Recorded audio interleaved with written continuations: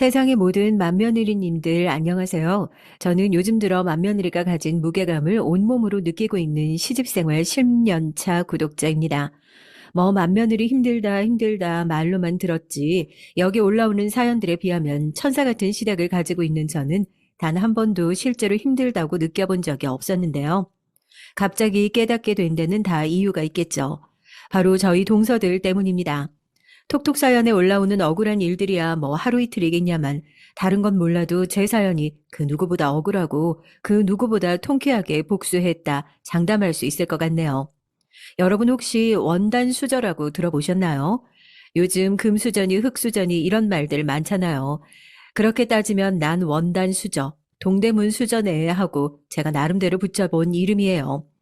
뜬금없이 뭔 소린가 하겠지만 저희 부모님이 동대문에 납품하는 원단을 만드는 원단 공장에서 일을 하셨거든요. 그래서 부모님이 항상 퇴근하고 돌아오시면 원단을 짜는 실오락이라고 해야 하나요? 그게 두 분 몸에 항상 붙어 있었던 기억이 납니다. 제 밑으로는 동생이 둘이나 있었어요.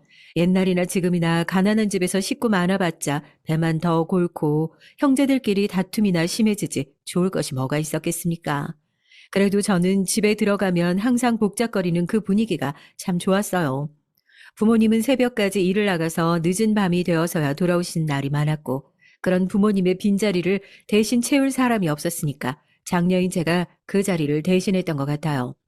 어떨 땐 가장 노릇을 하고, 어떨 땐 어머니의 역할을 하고, 그러면서 동생들을 돌봤죠. 막내는 제가 거의 업어서 키웠다고 해도 과언이 아닌 게 갓난아기 낳아놓고 몸도 못 풀고 일을 하러 나가신 어머니를 대신해서 분유 타먹여 기저귀 갈아줘 업어서 동네 한 바퀴 돌아다니기도 해. 저를 처음 본 사람들이 세상에 쟤는 대체 언제 사고를 쳤길래 얼굴이 저렇게 어려 보이는데 저만한 애가 있냐고 혀를 찰 정도로 그렇게 동생들을 잘 돌봤습니다. 저도 물론 어린 나이였죠. 분명히 누군가의 돌봄이 필요한 나이였고요. 그런데 제 밑으로 아기새처럼 입을 벌리고 매일 앙알앙알 울어대는 동생들을 보면 나도 누군가의 돌봄이 필요해란 그 단순하고 소소한 부탁이요. 굉장히 철없는 투정인 것 같은 생각이 들 정도였어요. 늘 저를 돌보기보다는 동생들을 챙겼기에 스스로를 챙겨야 한다는 그 자연스러운 돌봄에서 저는 늘 뒷전이었다. 이렇게 얘기할 수 있겠네요. 너무 책임감이 강했던 탓이었을까요? 저한테 일어나는 모든 불행들이 꼭 제 책임은 아닐까 그런 생각이 들 정도로 어느 순간 부담감이 확 커진 것 같았습니다. 그냥 동생을 잘 돌보는 언니, 제 역할은 거기서 딱 끝났어야 맞는 건데 말이에요. 저희 둘째가 항상 몸이 안 좋았어요. 모르겠어요. 아직도 동생이 왜 그랬어야 했는지 잘 이해가 안 되거든요. 부모님한테도 항상 아픈 손가락이었죠. 씩씩하고 아파도 아픈 티 안 내는 첫째와 사랑 듬뿍 받으며 자란 막내 사이에서 둘째는 중간에 딱 끼어 있는 그래서 많이 치여서 사랑을 많이 못 준 것 같은 그런 느낌이 드셨나 봐요. 여튼 어릴 때부터 그렇게 잔병치레가 많던 둘째는 저랑 연년생이라 정말 단짝처럼 붙어 다녔어요. 저도 이상하게 막내보다 둘째한테 더 정이 많이 가는 느낌이었죠. 같은 학교에 다녔고 같이 하교를 하고 나면 늘 같이 시간을 보냈는데 어렸을 땐 잔병치레라고 생각했던 아리가 나이를 먹으면 먹을수록 더욱 심각해져 갔습니다. 둘째는 그렇게 제가 고등학교 2학년, 둘째가 고등학교 1학년일 때 백혈병 판정을 받았어요. 상태가 급속도로 나빠져서 손 쓸 새도 없었죠. 그냥 저희는 하루가 다르게 마르고 죽어가는 둘째를 발만 동동 구르면서 지켜볼 수밖에 없었습니다. 저랑 가장 친했던 둘째는 무균실 안에서 저한테 이렇게 매일 아플 거면 차라리 빨리 죽어버렸으면 좋겠다. 스스로 저주의 말을 퍼부으면서 점점 더 말라가고 약해져 갔습니다. 투병 생활이 길었다면 가족들은 지쳤겠지만 희망이라도 찾을 수 있었겠죠. 둘째는 그 고통을 참아내는 것조차 버거웠나 봅니다. 말도 안 되게 허망하게 병원에 입원한 지 3개월 만에 세상을 떠났어요. 너무 슬프고 놀라면 눈물도 나오지 않는데 혹시 아세요? 둘째가 병원에서 사망했다는 소식을 전달받고 저는 가슴 정 가운데 커다란 대포알을 맞은 것 같은 기분이 들더라고요. 마치 있어야 할 자리에 장기들이 제대로 있지 않고 가슴 가운데 뻥하고 구멍이 뚫린 것 같은 기분이었어요. 둘째가 갑자기 아팠던 것, 그래서 병원에 입원했던 것, 투병 생활을 오래 하지 못하고 세상을 떠난 것, 그것들 중에서 누구 하나의 잘못이라고 할 부분은 하나도 없던 게 분명했습니다. 그렇지만 저는 그게 제 탓은 아닐까 그때부터 원인을 알 수 없는 죄책감에 쫓기고 시달렸어요. 내가 어렸을 때 잘 챙기지 못했던 것 때문에 그랬던 것은 아닐까. 용돈이 모자란다고 둘째가 맨날 먹고 싶다고 졸랐던 불량식품을 몰래 사줬던 게 그게 몸에 차곡차곡 쌓여서 잘못된 것이 아닐까. 내가 그때 뭘 해줬더라면, 내가 그때 무슨 힘이 되었더라면 둘째가 아프지 않고 건강한 모습으로 지금까지 나랑 같이 학교에 다니고 있지 않을까. 그런 말도 안 되는 만약의 조건을 달아가면서 지나가 버린 시간을 붙잡고 되돌려 보려고 괴로워했습니다. 동생이 죽고 난 이후로 달라진 건 저뿐만이 아니었어요. 가난했지만 단란했던 집안 분위기 역시 완전히 달라졌죠. 그렇게 변한 가족들 사이에서 가장 적응을 하지 못했던 건 제가 아니었을까요? 가족들은 항상 억지로 웃으려고 했지만 모두들 말하지 않아도 둘째 빈자리를 느낀다는 듯이 곧이어 그 웃음이 사그라지곤 했습니다. 그 정적 속에서 저는 또 죄책감에 시달려야 했고요. 지금 생각해보면 거기에 내 잘못이 뭐가 있나 싶죠. 그런데 그땐 참 그랬어요. 그런 죄책감을 해소하기 위해서 좀 더 빨리 돈을 벌 궁리를 했었던 것 같아요. 고등학생이었잖아요. 하고 싶은 공부도 많았고 나름대로 꿈도 있었죠. 항상 아픈 둘째가 마음에 걸린다고 했잖아요. 의사가 됐든 간호사가 됐든 병원에서 일을 해서 아픈 둘째를 꼭 낫게 해주고 싶다. 그런 꿈이 있었거든요. 이미 둘째는 세상을 떠나고 없었지만요. 그런데 그런 꿈을 쫓을 생각은 하지 않았어요. 당장 마음속에 무겁게 쌓여있는 죄책감을 털어내기 위해 이런 사소한 것들은 접어놓고 살아야 된다. 그렇게 저를 다잡았습니다. 그래서 제가 처음 시작했던 일이 뭐였냐고요? 동대문의 의류 도매 사업이었습니다. 그래도 저도 부모님에게 어깨너머로 배운 게 있으니까요. 원단을 하시는 부모님 아래서 자라면서 자연스럽게 옷과 가까워졌고 남들은 꼭 옷만 만들고 옷 팔라고 태어난 사람 아니냐고 할 정도로 일을 잘 했어요. 제가 다시 꿈을 꿀 수 있게 된 계기도 결국 돌이켜 생각해보면 그 옷 사업 때문이었네요. 어느 정도로 장사가 잘 됐냐면요. 그렇게 도매로만 제가 뚫어놓은 거래처가 중국, 일본을 포함해서 몇백 곳이나 될 정도로 단기간에 폭발적인 성장을 했습니다. 제가 도매 시장에 의류를 만들어서 가지고 나오잖아요. 그럼 다음 주가 되면 동대문 도매 시장에 제 옷을 따라한 옷들이 쫙 깔렸어요. 2주가 지나잖아요. 지하상가며 옷가게 제 옷을 포함해서 제 옷을 베낀 디자인까지 쫙 깔리는 거예요. 동대문 도매 시장이 그렇게 유행에 민감한데 저는 항상 제가 시작했다 하면 유행이 됐던 거죠. 다른 업체들도 이번엔 저기가 뭘 만들려나 뭘 어떻게 따라해야 하나 목이 빠져라 기다릴 정도였고요. 아무리 잘 따라해봤자 원조 이기긴 힘들잖아요. 그렇게 도매 장사로만 100억대의 수익을 달성하기까지 딱 9년이 걸렸네요. 사치가 심한 성격도 아니어서 아직도 그 돈의 80%도 쓰지 않고 고스란히 그 돈을 제 통장에 묻어두었습니다. 가족들이 필요할 때 아무런 조건 없이 아무런 생각 없이 도와주기로 했고요. 통장에 돈이 그렇게 차곡차곡 쌓인다고 달라질 건 크게 없었습니다.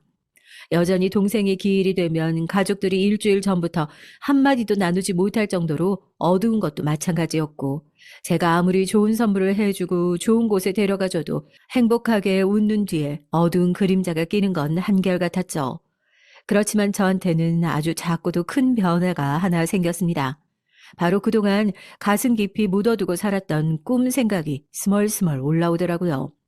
그때 도매 장사가 한참 잘 나갈 때였고 그렇게 살다가 자식한테 물려주기만 했어도 더 큰 돈을 벌 수 있었을지 몰라요. 코로나가 막 터질 때여서 온라인 쇼핑이 한참 뜰 때였으니까 제가 묶어놓은 해외 거래처들 상대로 장사만 잘 했어도 100억이 뭐예요. 몇백억대 부자는 되지 않았을까요? 꿈이란 게 그렇게 간절하고 무서운 거더라고요. 돈을 아무리 벌고 먹고 싶은 걸 아무리 먹고 백화점에 가서 붙어있는 가격표를 보지 않고도 물건을 척척 사는 사람이 됐는데도 못 이룬 꿈 생각이 여전히 계속 나는 겁니다. 결국 저는 큰 결심을 하고 어머니를 앉혀놓고 제가 그동안 못했던 속 얘기를 꺼내놓았어요.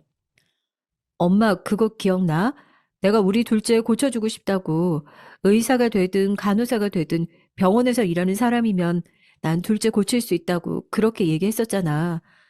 나도 둘째가 아팠으니까 그냥 빨리 낳길 바라는 마음에서 한 얘기인 줄 알았는데 그게 아니었나 봐.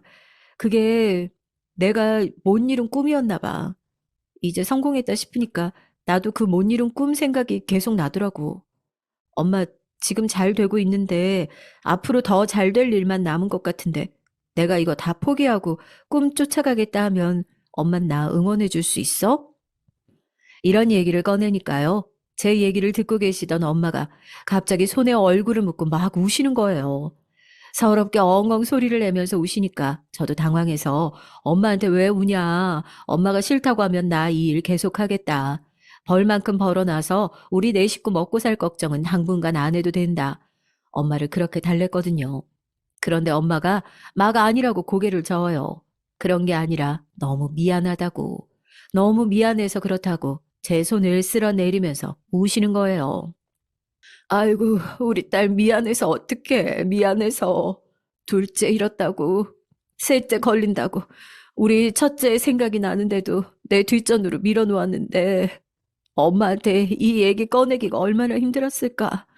엄만 다 알고 있었는데, 사는 게 너무 각박해서, 둘째 잃고 정신이 없다는 핑계로 그렇게 꾸역꾸역 뒤로 밀어왔어.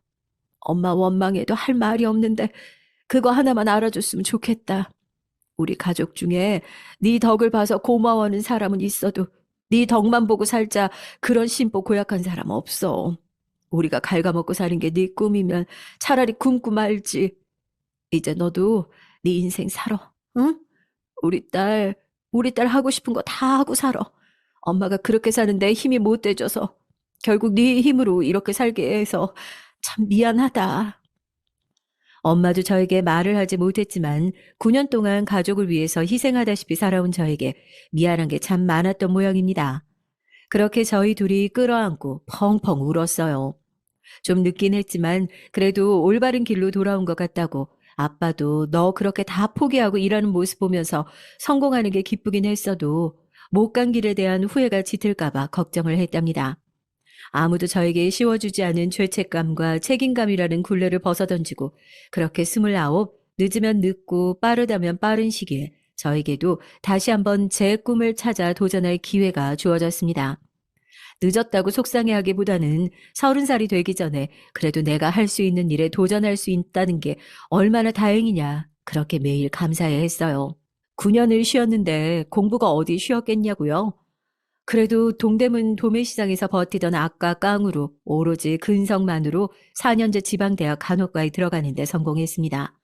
저도 대학을 안 가봤으니까 대학교에 대한 환상이 있었을 거 아니에요.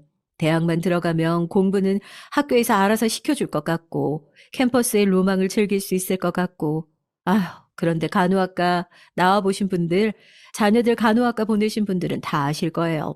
절대 쉬운 공부가 아니에요. 늦게 시작한 공부라서 기본적인 내용을 따라가는데도 남들보다 배로 시간이 걸렸습니다. 뭐 의대 가는 것보다야 쉬웠겠지만 들어와서 공부한 걸로 따지면 의사 못지 않다고 장담할 수 있어요. 또 학교만 졸업한다고 해서 간호사가 될 수 있냐? 그것도 아니잖아요.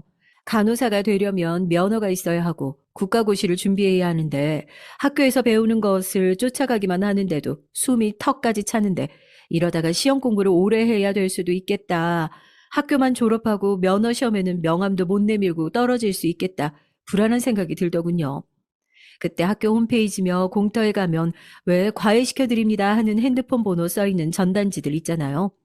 그것처럼 같이 공부할 사람을 모집한다는 홍보글이 많이 올라와 있었습니다. 저처럼 간호사 국가고시를 준비하는 사람들이나 공무원 시험을 준비하는 사람들끼리 모여서 기출문제도 풀어보고 같이 공부도 하는 그런 자리가 있었죠.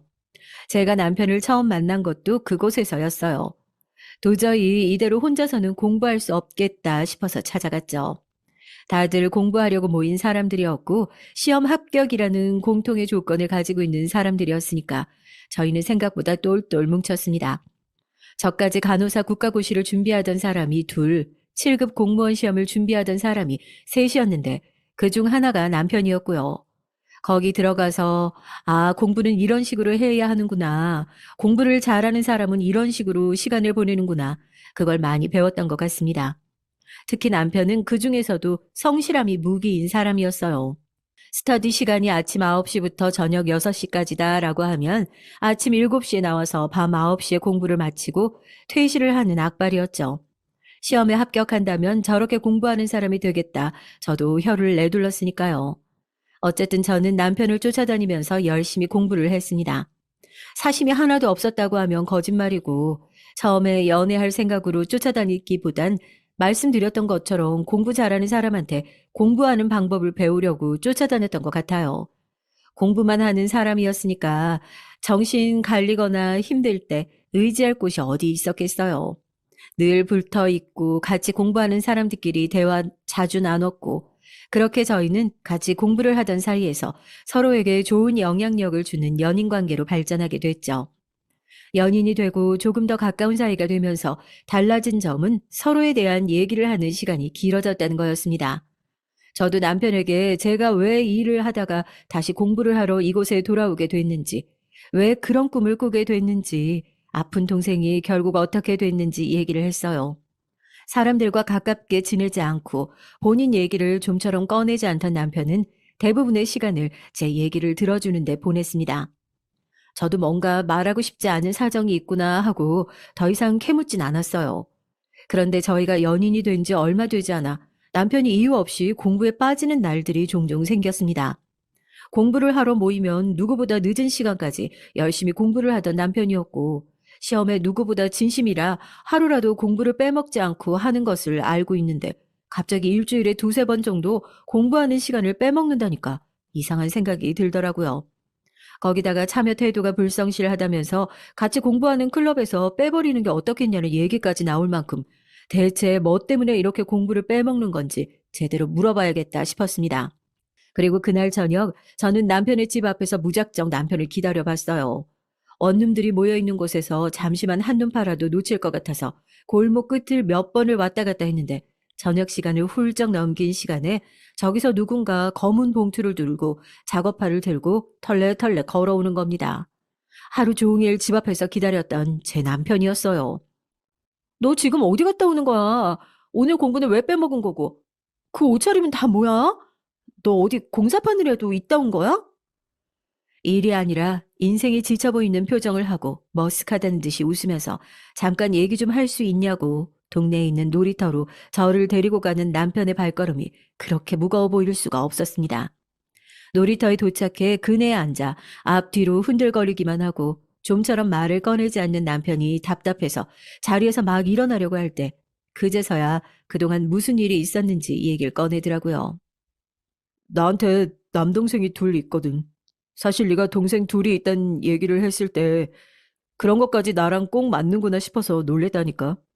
내 동생들은 재작년에 공시에 다 합격해서 지금 7급 공무원 생활하고 있어. 공부는 내가 제일 먼저 시작했는데 내가 제일 늦었던 거지.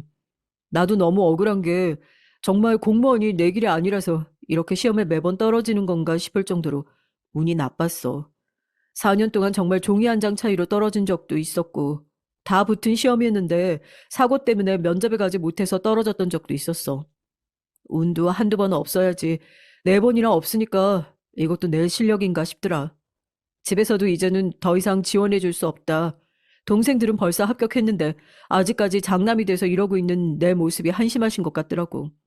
나도 염치가 있는데 그 상황에서 지원을 해달라는 말은 못하겠고 그렇다고 여기서 포기하고 돌아가면 내 인생에 너무 큰 후회로 남을 것 같아서 올해가 마지막이다 하고 준비하고 있어. 지금 내가 이 차림인 건 방금 말했던 것처럼 가족들 지원을 하나도 받을 수가 없는 상태니까 적어도 학원비를 계속 내려면 돈이 필요하잖아. 생활비도 그렇고 벌어서 공부하고 하다 보니까 다른 사람들처럼 성실하게 공부하러 나가기도 벅찬 상황이네. 그 얘기를 듣고 저도 큰 충격을 받았죠. 남편이 얘기했던 것처럼 절대 성적이 모자라서 합격을 못할 것 같은 사람도 아니었고 성실한 걸로 따지면 제가 여태까지 살면서 봐왔던 사람들 중에서 1등이다 그렇게 자부할 수 있을 정도였거든요. 가족들한테 손을 벌릴 수 없어 본인 스스로 벌어가며 공부를 하다 보니까 다른 사람들과 똑같이 생활하는데 어려움이 있다는 얘기를 듣고 순간 짠하다라는 생각보다 내가 이 사람에게 어떻게 도움이 될 수 있을까 먼저 생각나더라고요. 그리고 이 정도로 성실한 사람이면 내 인생을 담보로 한번 투자해볼 만한 가치가 있지 않을까 그런 생각도 들었고요. 놀이터에 마주 앉아 한참을 말없이 그렇게 시간만 흘려보냈고 저는 고민 끝에 남편에게 조심스럽게 제안을 하나 했습니다. 지금 어떤 사정인지는 충분히 알았어. 근데 그거 알고 있지? 나름대로 손을 벌리지 않고 공부를 해야겠다 결심을 했을 거고, 그래서 일을 하면서 공부를 병행하고 있다는 것도 잘 알고 있는데, 이렇게 해서는 절대 합격 못해. 그건 너도 알고 있는 거 아니야? 이러다가 일도 공부도 둘 다 놓치는 사람밖에 못 돼. 그래서 말인데, 너만 괜찮다면 내가 너를 위해서 투자를 해보고 싶어. 뜬금없이 투자를 하겠다는 얘기에 남편이 놀라 저를 쳐다봤고 저는 계속해서 말을 이어나갔습니다. 얘기했잖아. 나 아주 어렸을 때부터 일을 시작했고 그래서 공부를 하는데 부족함이 없겠다 생각이 들어서 공부를 시작했던 거야. 성실한 거 그거 하나 믿고 투자를 해보려고. 내가 다른 건 몰라도 사업을 오래 하면서 잘 될 거, 안 될 거, 그거 하나는 확실하게 알아보는 눈이 생겼거든. 학원비며 생활비며 필요한 게 있으면 내가 지원해 줄게. 대신 공짜 아니야. 이번 시험에서 확실하게 합격하고 나랑 결혼하자. 나한테 갚아야 할 빚은 결혼하고 나서 천천히 갚아 나갔으면 좋겠고. 어떻게 생각해? 남편이 공부하는데 필요한 비용을 지원해 주겠다는 얘기만으로도 깜짝 놀랐을 텐데 이번 시험에 합격하고 나면 저와 결혼하자는 청혼까지 했으니 얼마나 놀랐겠냐고요. 아직도 그 어두운 밤에 놀이터 가로등 불빛 아래서 눈을 크게 뜨고 저를 쳐다보던 남편의 눈빛이 기억납니다. 그치만 저도 나름대로 확고한 무언가가 있어서 그런 제안을 했던 거였어요. 망설이는 남편을 몇 번이고 다시 설득해서 그렇게 남편은 돈 걱정 없이 마음 편히 다시 공부에만 전념할 수 있었습니다. 그런 남편을 보며 매일같이 자극받고 더 열심히 공부를 할 수 있었고요. 그렇게 남편은 7급 공무원 시험에 저는 간호사 자격 시험에 나란히 합격을 할 수 있었습니다. 둘 다 성실함이 무기인 사람들이니까 이런 결과가 나올 수 있을 거라 예상은 했지만 그래도 예상했던 결과를 받아들이는 건 또 다른 얘기잖아요. 제 합격 소식을 먼저 듣고 남편의 합격 소식을 듣자마자 정말 뛸 듯이 기뻐서 같이 얼싸안고 눈물을 흘렸어요. 저는 그렇게 시험에 합격하자마자 대학병원 신규 간호사로 일을 시작하게 됐고 남편도 발령을 받은 상태였죠. 남편은 합격을 하면 결혼을 하자는 그 약속을 잊지 않고 결혼을 하자 저에게 한 발 늦은 청혼을 했습니다. 저희 집에서는 제가 한 결정이니 별다른 반대 없이 받아들였지만 남편 집안은 또 그렇지가 않았어요. 처음 시댁에 인사를 갔는데 시어머니가 못마땅한 표정으로 저를 맞이하셨습니다. 그리고 이어지는 볼멘 소리에 기가 죽을 뻔도 했지만 전부 예상하지 못했던 일은 아니었으니까요. 신규 간호사? 늦은 나이에 이제야 사회생활 막 시작하는 두 사람인데 뭐 가진 게 있고 모은 게 있다고 뭐가 그렇게 급해서 결혼을 하겠다는 거야? 너 네 동생들 못 봤어? 지금 네 동생들 선자리 들어오는 여자들 보면 대기업부터 어디 의사, 검사, 사짜 직업 여자들이 결혼하자고 줄을 섰어. 네가 조금만 급하게 굴지 않더라도 더 좋은 사람이랑 결혼할 수 있는 기회는 널렸는데 굳이 꼭 이렇게 급하게 결정을 해야겠니? 더 기다리면 좋은 혼처 자리가 들어올 텐데 왜 이렇게 성급하게 저랑 결혼을 해야만 하는지 시어머니는 불만이 가득하신 것처럼 보였습니다. 그렇지만 남편의 태도도 단호했어요. 솔직히 거기서 망설이는 모습을 보였다면 저는 그동안 들어갔던 돈을 둘째치고 남편의 태도에 실망해서 뒤도 돌아보지 않고 제가 그 결혼 파토 냈을 거예요. 그런데 제 손을 꼭 붙들고 그러더라고요. 내 인생이 가장 힘들 때 도와줬던 사람이에요. 이 사람 없으면 지금의 나도 없어요. 제가 오늘 인사드리러 온 건 단순히 결혼 허락을 받으러 온 게 아니에요. 저 이 사람이랑 의리 지키려고 하는 겁니다. 자식 이기는 부모 없다고 시부모님의 완곡한 반대에도 절대 뜻을 굽히지 않는 남편 덕분에 저는 발령 난 지 3개월도 되지 않아서 결혼식을 올렸습니다. 당연히 병원 내에서도 눈치가 많이 보였죠. 신규 간호사가 벌써부터 결혼을 한다고 손가락질하는 사람도 한둘이 아니었습니다. 그렇지만 이렇게 뜻이 잘 맞는 사람과 평생을 약속한 게 제 인생에서 가장 잘한 선택 중 하나가 아니었나. 저는 그 부분에 대해서는 아직도 후회가 없어요. 결혼 생활도 결혼 생활이었지만 정말 힘든 건 회사 생활이었죠. 솔직히 시댁에서 뭐라고 반대를 하고 싫은 소리를 하셔도 저한테는 티끌만한 상처도 나지 않았던 게 저한테는 처음 들어간 대학병원에서 하는 일이 거의 생지옥과 다름없었거든요. 저희 병원이 신규들이 6개월도 못 버티고 도망가는 걸로 유명했어요. 태움이라고 들어보셨죠? 뉴스에도 몇 번 나왔는데 간호사란 직업이 의사 못지않게 생명을 다루어야 하는 직업이다 보니 그 안에서 보이지 않는 군기며 차별이며 정치질이며 그런 게 상당하거든요. 여초 직장이다 보니까 저보다 어리지만 선배 간호사로 들어온 사람들의 비위를 맞추는 것도 너무 힘들었고요. 너 지금 인상 쓰니? 왜? 너보다 나이 어린 사람한테 이런 잔소리 들으려니까 안이 꼽기라도 한 거야? 아, 버텨야지. 늙어서 들어온 게 자랑도 아니고. 결혼하고 임신해서 도망갈 생각이면 지금 당장이라도 사표 쓰고 나가. 알겠어? 사장으로 일만 해봤지 제가 누구 밑에서 일을 하는 건 처음이었으니까 그런 태움과 갈굼에 왜 초년생들이 힘들게 시험 봐서 면허까지 따놓고도 도망가는지 어렴풋이 알 것 같더라고요. 선배 간호사들의 갈굼만 있었으면 다행이게요. 가장 힘든 건 병원 안에서도 보이지 않는 선이 있는 거였습니다. 특히 저랑 무슨 원수라도 진 것처럼 괴롭히는 여의사 한 명이 있었는데 제가 일을 얼마나 열심히 하느냐는 논외고요. 사람 취급도 하지 않는구나. 없는 사람 취급하는구나. 여기서 나온 말이구나 싶을 정도로 저를 무시하더라고요. 저 선생님, 아까 보호자님이 말씀하셔서요. 803호 환자 담당이시죠? 선생님 좀 한번 꼭 봐야 할 것 같다고 상태가 안 좋다고 말씀하셔서요. 담당 의사 좀 불러달라고 해서 보호자의 말 그대로 전했는데 제 말을 듣는 둥 마는 둥 대꾸도 안 하더니 저녁에 그 환자한테 뭔가 문제가 생긴 모양이더라고요.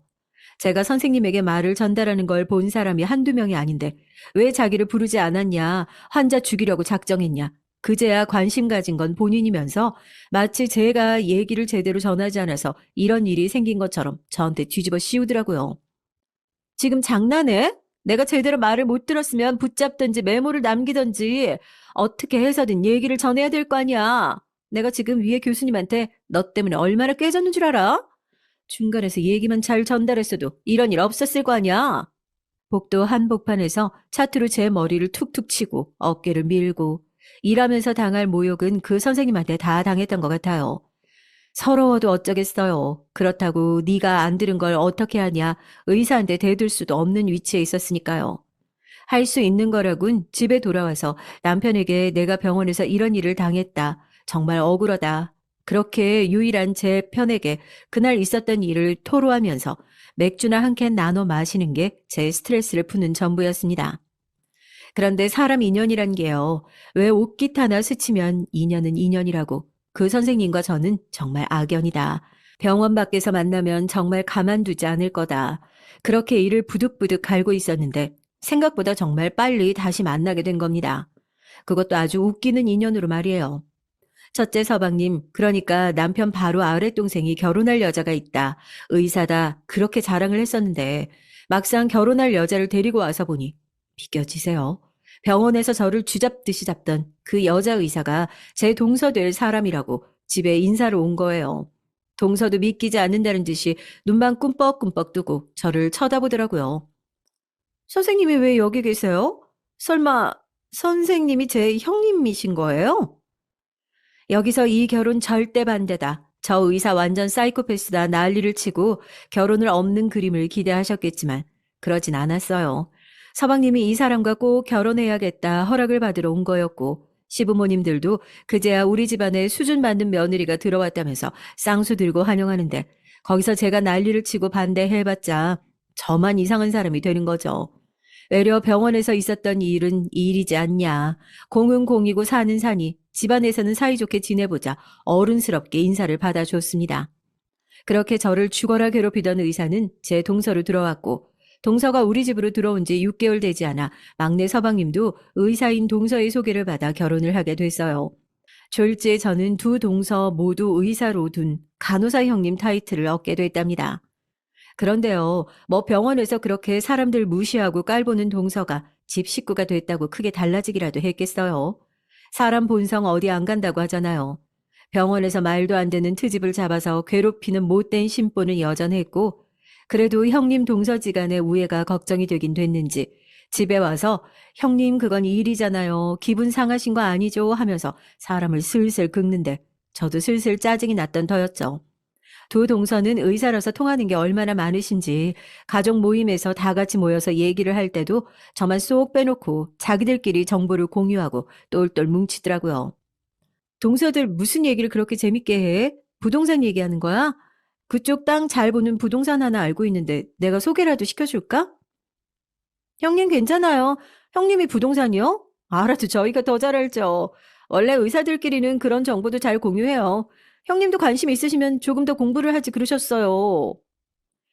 그래도 가족들끼리 다 같이 있는 자리에서는 남편이 저의 든든한 아군이 되어 주었습니다. 서방님과 동서들이 그렇게 한편이 되어 저를 은근히 갈구고 비웃으려는 눈치라도 보이면 남편이 나서서 제가 얼마나 대단한 사람인지 사회 경험으로 따지면 이 사람 따라올 사람이 없다느니 나서서 제 자랑을 해주는 덕분에 동서들 사이에서 기 안 죽고 잘 버티고 있었죠. 남편이 저를 막아주는 만큼 동서들도 자기들끼리 더욱 똘똘 뭉쳤습니다.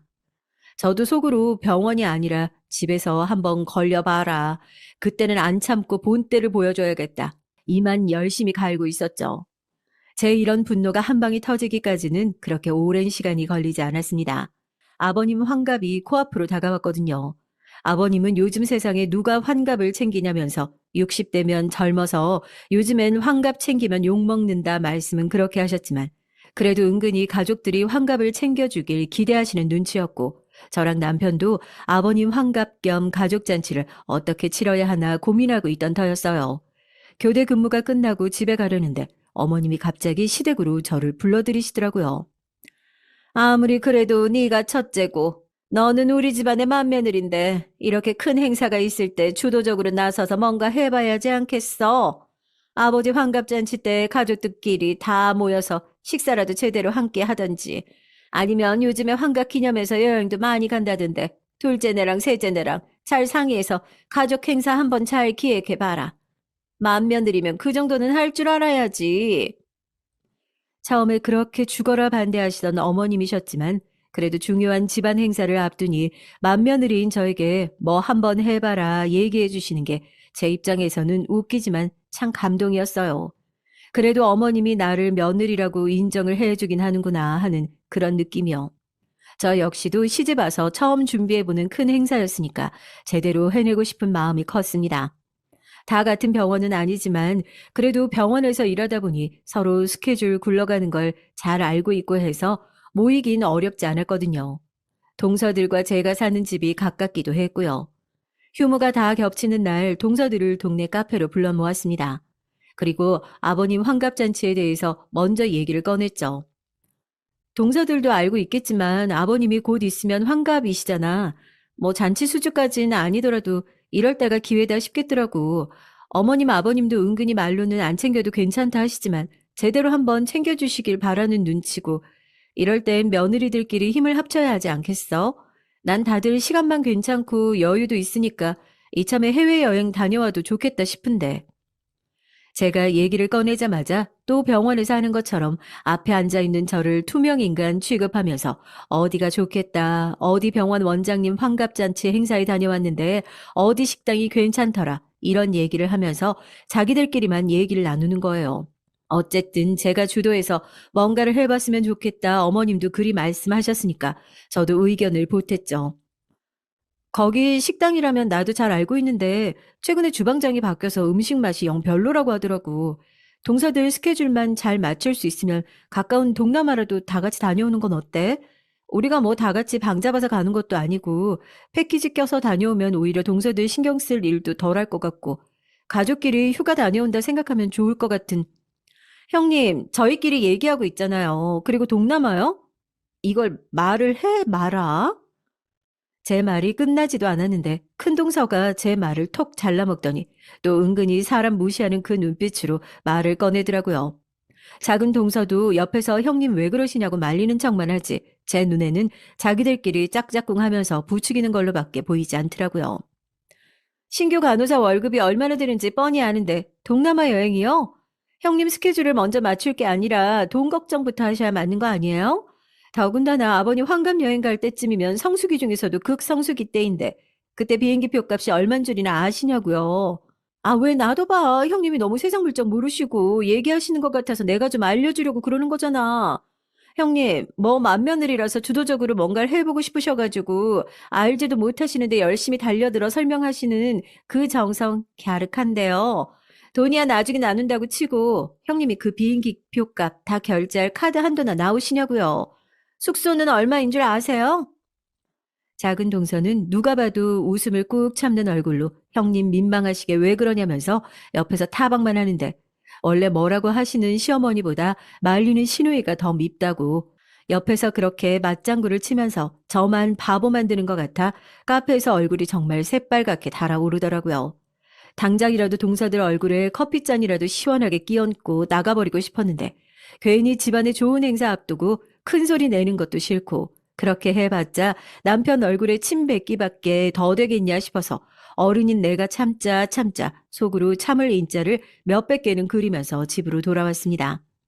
남편이 돌아오면 동서들의 얌체 같은 행동을 다 일러바치려고 저도 남편 퇴근만 기다리고 있었는데 난처한 표정을 한 남편이 집으로 돌아와 저를 부르더라고요. 오늘 동서들이랑 만나서 아버님 환갑 얘기를 꺼냈냐고 먼저 묻길래 동서들이 벌써 거짓말을 하면서 선수라도 친 건가 했는데 서방님들이 남편에게 먼저 연락을 했다고 하더라고요. 둘째네한테 전화 왔어. 당신이 먼저 동남아 여행 얘기를 꺼냈다면서 동서들이 괜찮다고 한 거 맞아? 집에 와서 아주 먼지나게 털렸대. 아무리 7급이라고 해도 공무원 월급 뻔하잖아. 극성수기에 비행기 표값이랑 숙소값이 얼마인 줄 아냐고. 왜 당신네 부모님 챙기는데 돈을 그렇게 써야 되냐고 한바탕 난리가 났대. 셋째네한테도 똑같이 전화 왔어. 다들 자기 월급으로 부족할 것 같아서 마누라 돈 써야 할 것 같은데 시댁에다가 그렇게 돈 쓰기 싫다 딱 잘라서 얘기를 했대. 그냥 우리도 대충 맞춰주는 척하고 조용히 근처 소고기집이나 예약해서 가족들 다 같이 밥이나 간단하게 먹을까? 웃기잖아요. 제 앞에서는 돈 가지고 사람을 그렇게 무시를 하고 씹어놓고서는 집에 가서 자기들 남편 붙잡고 그렇게 다 쓸 돈 없다. 결국엔 형편상 부담스럽다 얘기한 거 아니에요. 평소 같았으면 남편한테도 그래 그렇게 하자 하고 넘어갔을 일인데 이참에 동서들 군기를 확실하게 잡아야겠다는 생각이 들더라고요. 그래서 남편에게 얘기했죠. 가족들 다 같이 여행 보낼 돈이 부족한 거면 그건 내가 될 수 있으니까 걱정하지 말고 대신 동서들이 은근히 나를 무시하는 것 같아서 콧대는 한번 납작하게 눌러줘야겠는데 이건 집안 싸움이 아니라 내가 손윗 사람이 위치해서 손 아랫 사람들을 제대로 교육 한번 하려고 하는 거니까 당신도 그냥 우선 모른 척하고 넘어가 달라고요. 제가 허튼 일로 화를 내고 사람한테 못되게 구는 사람이 아닌 걸 누구보다 잘 아는 남편이었으니까 남편도 별 다른 말 없이 알겠다고 하더라고요. 당신한테 다 생각이 있으니까 나한테 이런 얘기는 하는 게 아니겠냐면서 알아서 잘 할 거라 믿는다고 그냥 당신 뜻이 뭐든 자기가 다 맞춰 따라갈 테니까 마음대로 하라고요. 든든한 지원군도 생겼겠다. 저는 다시 서방님과 동서들을 저희 집으로 다 불러 모았습니다. 서방님들은 또 여행 얘기가 나올까봐 안절부절 못하는 눈치였고, 동서들은 제가 남편을 통해 얘기를 전달받은 건 전혀 몰랐을 테니까요. 얼마나 큰일이라고 사람을 이렇게 자꾸 오라가라 하냐며 오자마자 톡톡 쏘는 말투로 짜증을 내더라고요. 속으로 계속 비웃고 있었죠. 그 잘난 고개도 언제까지 안 꺾이고 빳빳하게 들고 나한테 대드는지 보자 하고 속으로 칼을 갈고 있었어요. 그리고 제가 먼저 아버님 환갑 관련해서 다시 얘기를 꺼냈습니다. 동서들은 알고 있겠지만 내가 지난번에 아버님 환갑 여행 관련해서 얘기 먼저 시작했잖아. 맏며느리가 돼서 먼저 그런 얘기 꺼냈으면 책임지고 빨리 매듭을 지어야겠다 생각해서 이렇게 바쁜 거 알면서 다들 불러 모았어. 이참에 이 자리에서 여행 갈지 밥을 먹을지 결정을 해서 시간도 얼마 안 남았는데 빨리 준비하는 게 좋지 않겠어? 내가 들리는 얘기가 있어서 말이야. 동남아 여행 가는데 재정적으로 부담이 가거나 어려움이 있으면 눈치 보지 말고 편하게 얘기해줘. 그래도 다 같이 가는 가족 여행인데 돈 때문에 망설여지거나 부담 느끼면 먼저 얘기를 꺼낸 내 입장에서도 미안할 일이잖아. 우리 식구 몇이나 된다고 여행 비용이야 우리 쪽에서 대면 그만이니까 혹시라도 부담스럽다 싶으면 편하게 얘기해달라고. 제가 먼저 돈 얘기를 꺼내니까 동서들도 제대로 긁힌 눈치더라고요. 제 이야기 한마디에 순식간에 돈이 없어서 여유가 없어서 환갑 여행을 반대하는 사람들이 된 꼴이잖아요. 뻔히 그 비용을 다 대긴 부담스럽다. 왜 갑자기 해외여행 얘기를 꺼내냐. 이렇게 싫은 소리를 했다는 걸 남편한테 들어서 다 알고 있는데도 동서들은 그 자리에서 자존심 때문에 차마 나 돈 없어서 여행 못 가요. 이 얘기를 하기가 죽기보다 싫었나 봅니다. 병원에서 하던 대로 벌은 못 버리고 저한테 큰 소리를 내면서 반격을 하더라고요. 형님, 누가 들으면 저희가 돈이 없어서 여행을 못 가는 줄 알겠어요. 저희는 형님 생각해서 그런 거잖아요. 아니, 지난번에도 말했잖아요. 저희 다 병원에서 일해요. 형님, 간호사 월급 빤히 하는데 너무 저희 앞이라고 허세 부리시는 거 아니에요? 형님 말씀이 맞죠.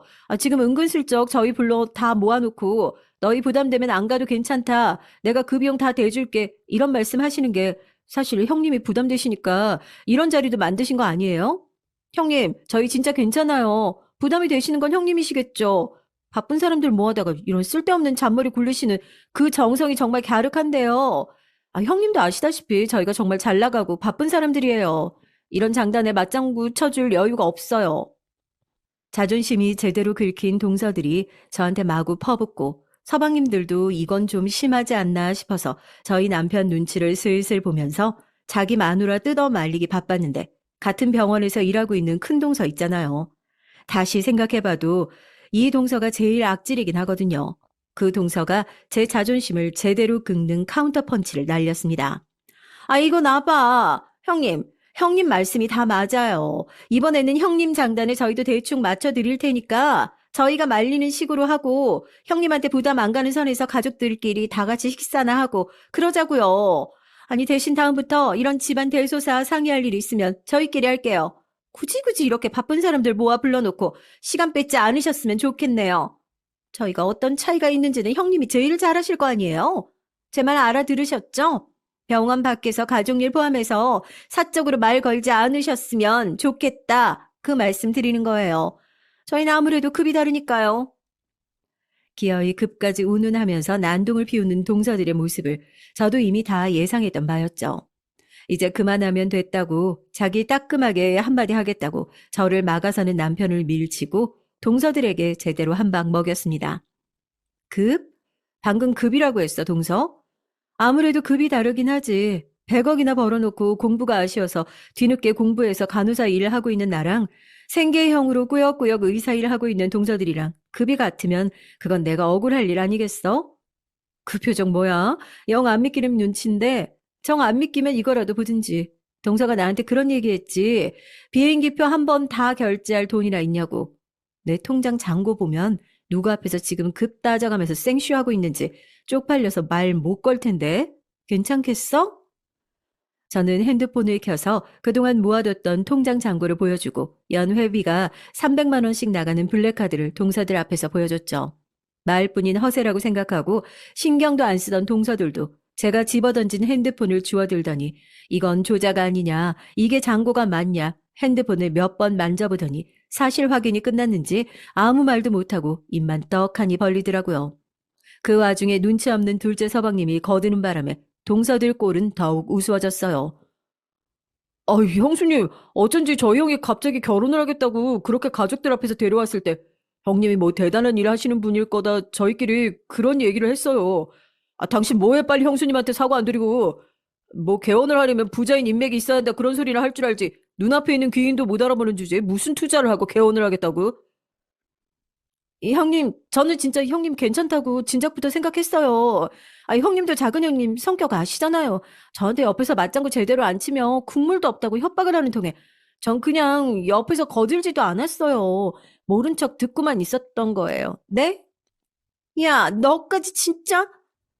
작은 동서는 성격이 박쥐 같은 건지 눈치가 빠른 건지 몰라도 큰 동서에게는 더 이상 콩고물이 떨어지지 않을 거라는 걸 직감했는지 바로 저에게 붙어서 아부를 하는데 정말 그 꼴이 너무 우습더라고요. 그 와중에도 큰 동서는 그 알량한 자존심을 지키고 싶은지 얼굴이 시뻘개져서는 죄송하다는 말 한마디를 제대로 하지도 않고 집으로 도망치듯 홀랑 가버렸습니다. 그 일이 있고 나서 며칠 후에 병원에서 갑자기 할 말이 있다면서 저를 불러내더니 그제서야 쭈뼛쭈뼛 사과를 하더라고요. 형님, 죄송해요. 저 집에서도 많이 혼났어요. 병원에서 제가 그동안 해온 짓이 있어서 용서가 안 된다는 것도 잘 알고 있는데 형님이 한 번만 봐주시면 안 될까요? 저 형님이 들었던 것처럼 개인 병원 개원하려고 하는데 돈도 모자라고. 동서, 죄송하다는 말이 죽어도 안 나왔는데 개원 앞두고 나한테 뭐라도 받아먹고 싶으니까 이제야 그 말이 입에서 떨어지나 봐. 사과도 다 때가 있는 법이야. 사람이 염치가 있어야지 지금 누구한테 무슨 부탁을 하는 거야? 동서가 그동안 병원에서 나한테 해왔던 행동 제대로 징계는 받아야 하지 않겠어? 나 간호과장한테 그동안 있었던 일 다 전달했어. 앞으로는 가족이라도 얼굴 붉힐 일은 만들지 않았으면 좋겠네. 그리고 한마디 덧붙였죠. 병원에서 가족 일이라도 사적인 일로 말 안 걸어줬으면 좋겠는데 수준이라는 게 있잖아? 하고요. 동서가 했던 말을 그대로 돌려주니 묵은 채증이 다 내려가는 것처럼 속이 뻥 뚫리더라고요. 지금 동서는 병원에서 사내 괴롭힘으로 한바탕 혼나고 잔뜩 풀이 죽어 다니고 있는 중입니다. 저도 이쯤 군기 잡았으면 됐다 싶어서 적당히 벌 주고 봐줄까 그렇게 생각 중이에요. 이번 일을 통해서 저희 동서들도 뭔가 깨우친 점이 있으려나요? 저 잘했죠, 구독자님들. 앞으로도 돈 자랑은 이렇게 현명하게 꼭 필요할 때만 해가면서 살아보려고요. 필요할 때가 언제든 꺼낼 수 있는 무기 하나 정도는 만들어 놓으시길 꼭 추천드립니다. 안녕하세요. 저는 정년 퇴직을 하고 제2의 인생을 시작한 70대 남자입니다. 젊은 시절부터 꿈이었던 도예 공방을 다니기 시작한 지 이제 거의 10년 정도 되는 것 같네요. 아무것도 없이 빈손으로 상경해서 결혼하고 아이들을 키우는 동안 최선을 다해서 가정을 위해 살아왔습니다. 물론 그 시간들이 제게는 소중하고 아주 행복했죠. 정년 퇴직을 하고 나니 처음에는 무엇을 해야 할지 아무것도 모르겠더군요. 뭔가 허탈하기도 하고 속 시원하기도 하고 복잡한 마음이 들었습니다. 그때 제게 도움을 준 것이 당시의 며느리였어요. 제가 이렇게 표현하는 이유는 지금은 며느리가 아니기 때문입니다. 아들과 헤어졌거든요. 하지만 그 아이는 우리 딸들보다도 더 저를 많이 따르고 제게 용기를 준 소중한 아이랍니다. 오늘 드릴 얘기도 우리 며느리에 대한 얘기예요. 저와 아내 사이에는 딸 둘, 아들이 하나 있습니다. 연년생으로 딸을 낳고 더 이상은 자식 계획이 없었는데 집에서 아들은 있어야 한다고 워낙 성하라 나이 터울이 좀 있습니다. 아들이 귀한 집에서 태어난 막내는 정말이지 말 그대로 온 가족들의 귀여움을 잔뜩 받았죠.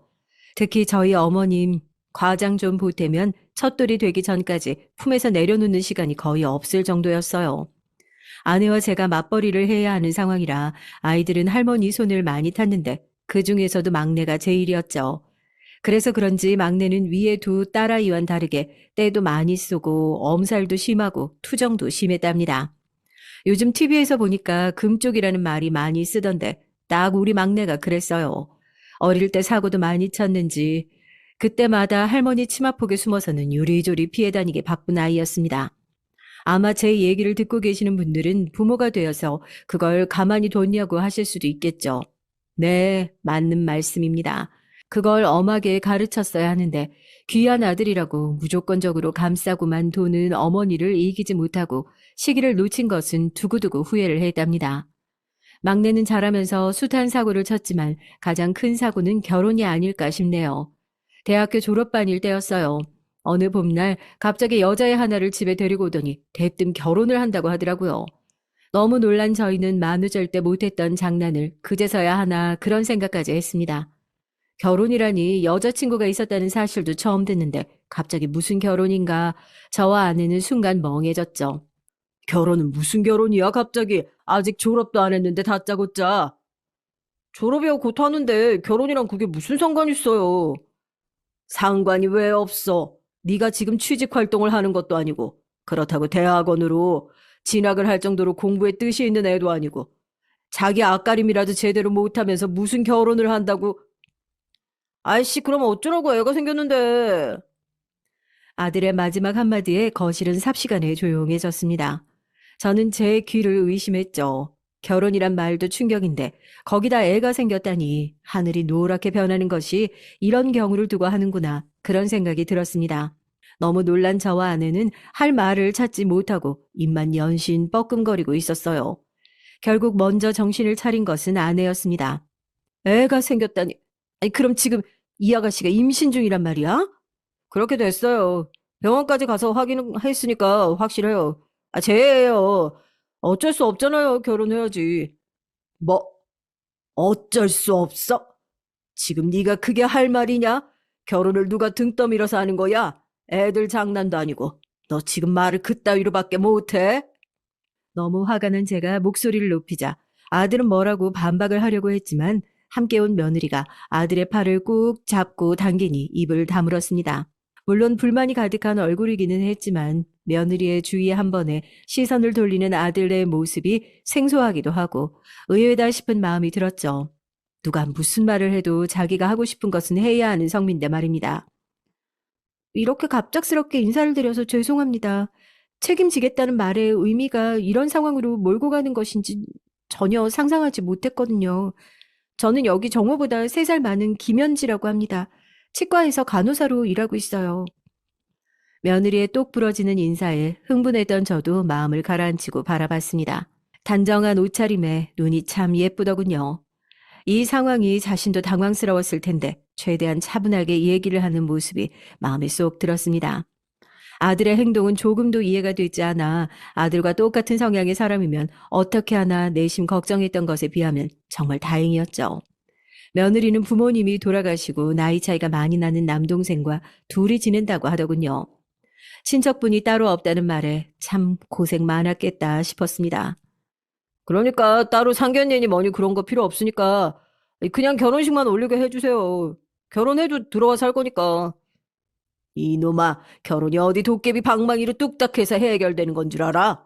그리고 둘이 결혼하면 아직 고등학생이랑 남동생은 어쩌고? 생각이 있는 거야, 없는 거야? 둘이서 얘기는 하고 말하는 거냐? 말할 게 뭐가 있어요? 아, 나는 아직 취직도 안 했는데 그럼 나가 살아요? 남동생이야 기숙사로 구하든 아니면 학교 근처에서 자취를 하던가 하면 되지. 너는 그렇게 중요한 얘기를 혼자 짓거리면 다 되는 건 줄 알아? 어떻게 이런 상황에서도 너는 그런 생각밖에 할 줄 몰라.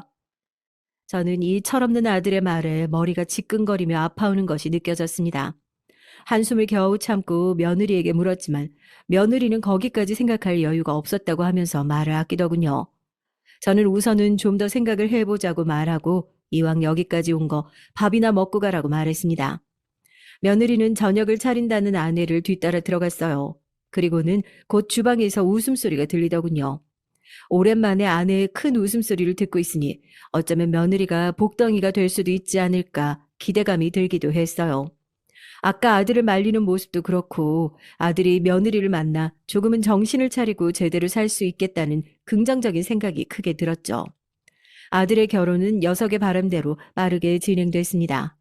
아직 임신 초기라 안정기에 접어들고 나면 간단하게 식을 올리기로 얘기를 했죠. 그리고 신혼살림은 결국 집에 들어와서 사는 것으로 얘기를 끝냈습니다. 딸아이들이 쓰던 방을 2사람에게 주기로 했죠. 그리고 원래 아들이 쓰던 2층 방은 사돈총각이 들어와서 살기로 얘기를 마쳤습니다. 물론 며느리는 동생까지 데리고 들어올 수 없다고 했지만 그렇다고 아직 고등학생인 사돈총각을 혼자서 자취하라고 말하기는 저와 아내의 마음이 편하지 않더라고요. 공부하기도 바쁜데 혼자서 살림까지 해가면서 어떻게 학교를 다녀. 그러지 말고 고등학교 졸업까지만이라도 여기서 다니라고 해. 2층에서 지내면 우리 눈치 볼 것도 없는데 뭐. 그래도 혼수라도 해오는 것도 하나 없는데 이렇게까지 하면 제가 염치가 없어서요. 염치 같은 소리 한다. 가족끼리 그런 말 하지 말거라. 앞으로 잘 살면 그만이지. 저와 아내는 미안해하는 며느리에게 그럴 것 없다고 단호하게 말해줬습니다. 아들은 신혼여행을 가야겠다고 고집을 부렸지만 임신부를 데리고 어디를 가냐고 아내의 강한 반대에 부딪혀 결혼식만 올리게 됐어요. 사돈총각은 며느리를 꼭 닮은 얼굴을 하고 있었습니다. 쌍둥이라고 해도 믿을 정도였죠. 학교에서 성적도 좋다고 하더니만 늦은 시간까지 독서실에서 공부를 하다가 들어오더라고요. 아내는 그런 사돈총각이 마음에 쓰이는지 야식을 준비해 방에 가져다 두기도 했죠. 사돈총각은 그때마다 감사하다는 편지를 꼬박꼬박 남겨서 아내의 큰 기쁨이 되기도 했답니다. 며느리는 입덧이 좀 심한 편이었는데 아들 녀석은 귀찮아하면서도 어디서 보고 들은 것은 있는지 며느리가 먹고 싶어 하는 것들은 부지런히 사다가 대령하는 모습을 보이기도 했어요. 아내와 저는 이런 평화로운 일상이 계속해서 이어졌으면 좋겠다 싶었고요. 하지만 불행이라는 것은 예고도 없이 찾아왔습니다. 그날은 며느리가 병원을 가는 날이었어요. 아들 녀석이 취업 박람회를 가야 한다고 해서 결국 아내가 며느리와 병원을 다녀오기로 했죠. 그런데 병원에 간 아내에게서 울먹거리는 목소리로 전화가 왔습니다. 아이가 잘못됐다는 얘기를 하더군요.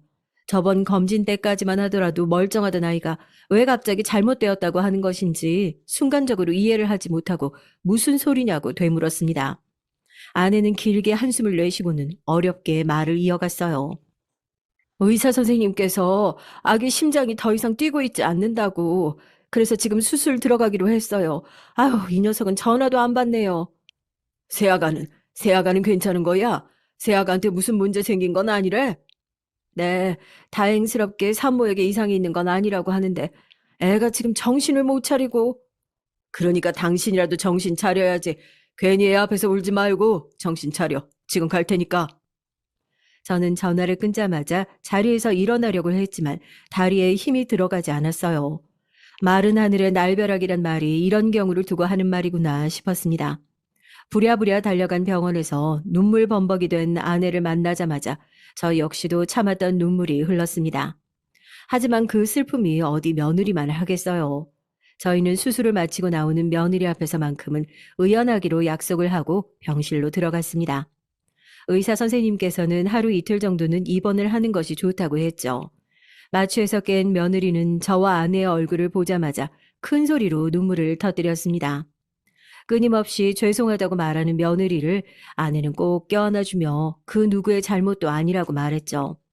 저 역시 며느리의 손을 잡아주며 탓할 필요 없이 사람의 힘으로 어쩔 수 없는 일이었다고 말했습니다.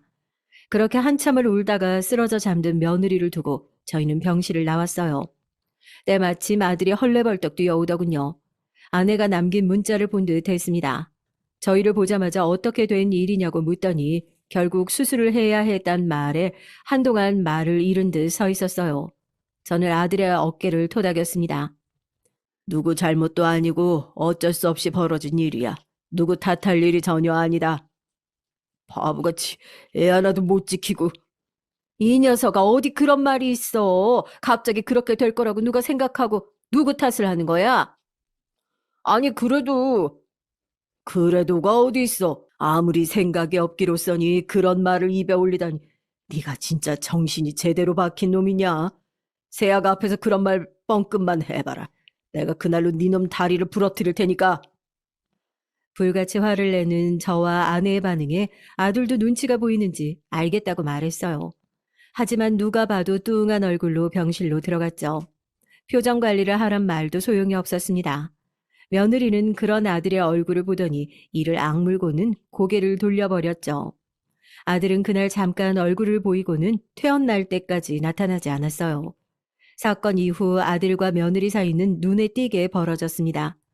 취업 준비를 좀 하는 듯 하더니만 아들 녀석은 다시 삐뚤어지기 시작했죠.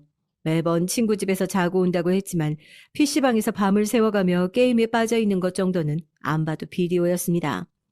며느리는 그런 아들의 만행에도 한마디 말을 하지 않더군요. 오히려 저와 아내의 미안해하는 모습에 괜찮다고 웃어 보이기까지 했어요. 게임에 빠져 허우적거리는 것까지는 그래, 그럴 수 있다고 생각했죠. 본인도 마음을 잡기가 어렵나 보다 넓은 마음으로 이해를 하려고 했죠. 하지만 아들의 행동은 점점 도를 넘기 시작했습니다. 어느 날 새벽에 술이 만취된 아들이 한 여자의 부축을 받아 집에 들어왔어요. 어처구니가 없더군요. 여자도 술에 잔뜩 취한 듯 했는데 제 얼굴을 보더니 화들짝 놀라 아들을 내팽개치듯이 하고는 사라졌습니다. 바닥에 널브러진 아들을 보고 있노라니 속에서 우라통이 터지는 기분이었어요. 언제 정신을 차릴 건지. 아버님 그냥 이 사람 여기서 재울까 봐요. 그래라, 잘 생각했다. 마음 같아서는 집 밖으로 쫓아내고 싶다만 네 뜻이 그렇다면 그렇게 하렴. 내일 출근도 해야 하니 어서 가서 자고.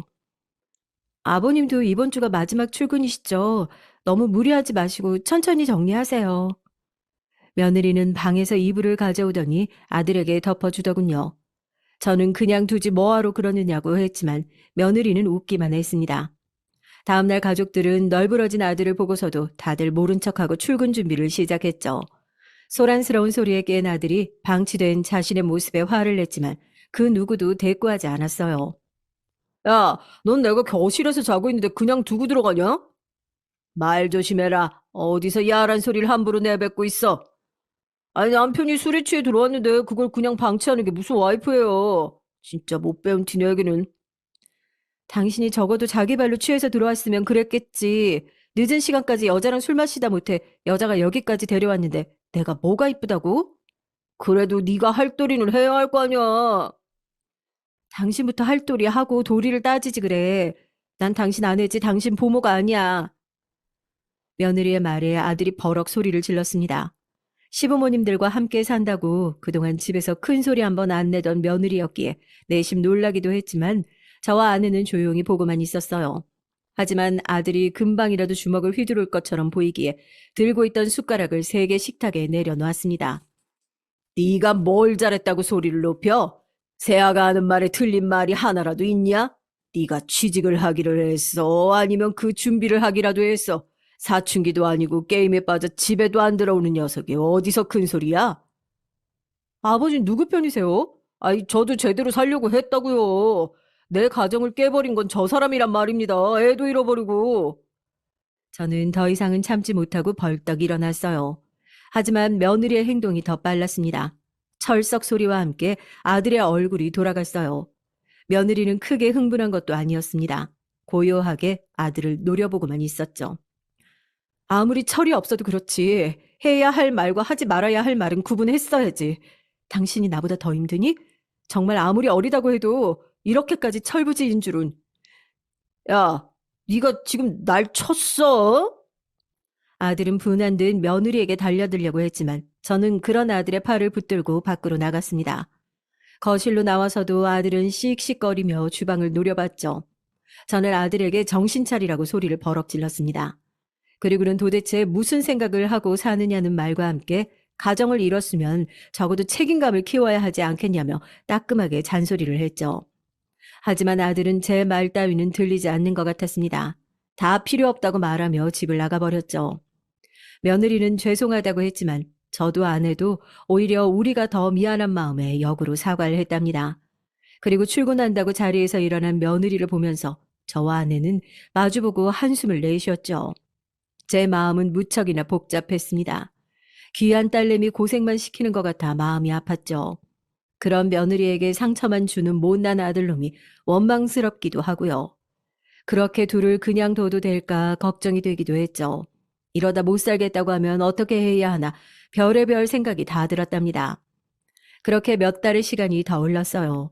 정년 퇴직을 하고 집에 있는 시간이 길어진 저는 아내와 많은 얘기를 나눴습니다.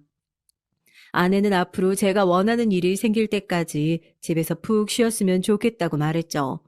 하지만 아들이 눈에 밟혀 마음이 가볍진 않았습니다. 며느리는 그런 제 마음을 알고 있는 사람처럼 최대한 아들과 부딪히지 않으려 노력했죠. 그게 너무나도 잘 보였습니다. 그때마다 저는 더 죄책감이 들었어요. 아버님, 너무 집에만 계시면 답답하실 수 있어요. 어머님이랑 여행 다녀오시는 건 어떠세요? 아니면 두 분이서 하실 수 있는 것들을 좀 찾아볼까요? 아니다. 뭘 그렇게까지. 저녁에 둘이서 동네 마실 다니는 것만으로도 충분해. 아버님 혹시 해보고 싶은 일은 없으셨어요? 너무 해보고 싶었는데 포기하셨던 일이요. 뭐든 다시 하실 수 있잖아요. 며느리는 무기력하게 시간을 보내는 것보다는 그게 더 좋을 것 같다고 하면서 제게 꿈에 대해 물어보더군요. 처음이었습니다. 제게 꿈이 있었던가 생각해보게 되는 시간은 저는 며느리의 권유에 따라 정말 하고 싶은 일이 무엇인지 떠올리다가 도자기 공예를 시작했죠. 근처 공방을 다니면서 하나씩 배워나가는 재미가 무척이나 크더군요.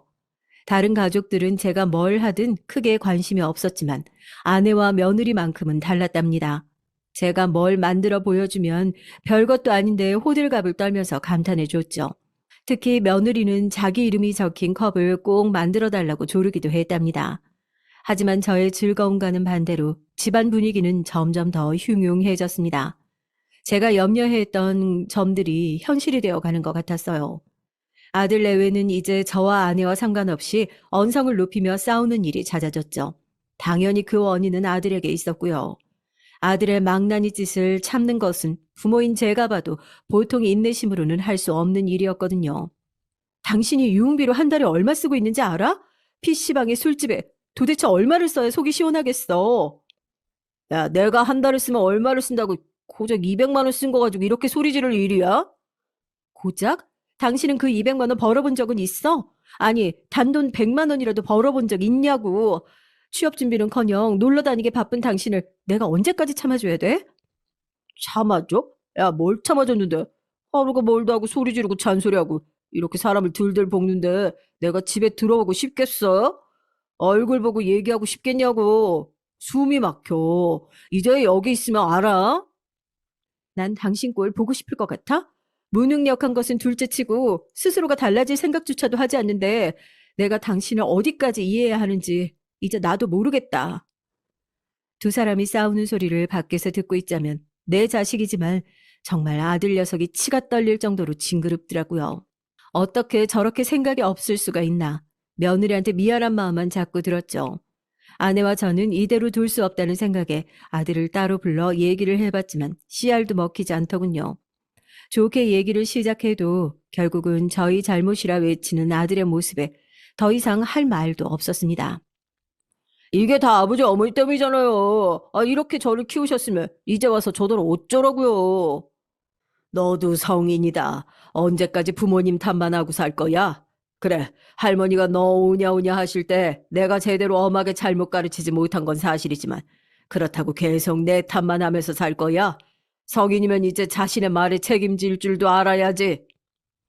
아들은 아무리 제가 얘기를 해도 귀를 닫고 듣지 않았어요. 저렇게 다 큰 녀석을 때려서 가르칠 수도 없는 노릇이고 정말 사람 환장하겠더군요. 그러던 어느 날 평소보다 일찍 들어온 아들은 아주 심각한 얼굴로 아내와 제게 할 말이 있다고 했어요. 며느리는 어떤 얘긴지 다 안다는 얼굴로 곁에 함께 앉아 있었죠. 저희 이혼하기로 했어요. 위자료는 따로 주고받지 않기로 했고요. 이 사람도 동의했습니다. 그래서 내일 서류 내려고요. 지금 뭘 한다고? 이혼? 갑자기 그게 무슨 말이냐? 결혼한 지 1년도 되지 않았는데 무슨 이혼이야? 죄송합니다, 아버님. 이렇게 사는 것은 저도 이 사람에게도 시간 낭비인 것 같아요. 서로 미워하면서 살 수는 없잖아요. 며느리의 말에 저와 아내는 아무런 반박을 할 수 없었어요. 아내는 아쉬움에 꼭 이혼을 해야겠냐고 물어봤지만 며느리는 슬픈 미소를 지으며 죄송하다는 말만 했죠. 다음날 아들은 아주 홀가분한 얼굴로 며느리는 굳은 표정으로 이혼 서류를 제출하러 나갔습니다. 그리고 시집 오던 날과 마찬가지로 짐을 챙겨 나갔죠. 저는 나가는 며느리를 붙들고 손에 작은 상자 하나를 쥐어줬어요. 며느리가 상자를 열어보더니 고개를 푹 숙였습니다. 늦어서 미안하다. 제일 예쁘게 만들어주고 싶었는데 이렇게 전해주게 될 줄은 몰랐구나. 마음에 들었으면 좋겠다. 평생 간직할게요, 아버님. 감사합니다. 너무 예뻐요. 며느리는 눈물이 가득한 얼굴로 웃었죠.